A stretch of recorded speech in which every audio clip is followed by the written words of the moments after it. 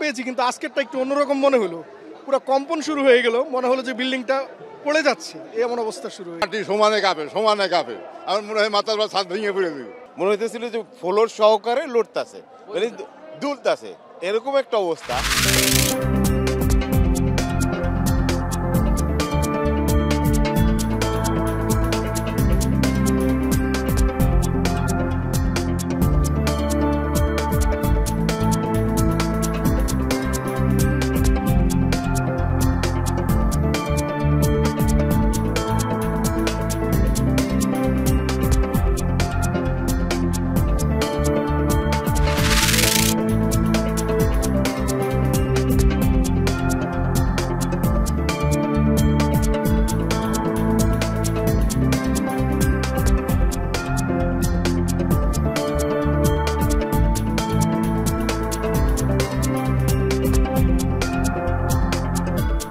জনগণই সকল ক্ষমতার উৎস হয়।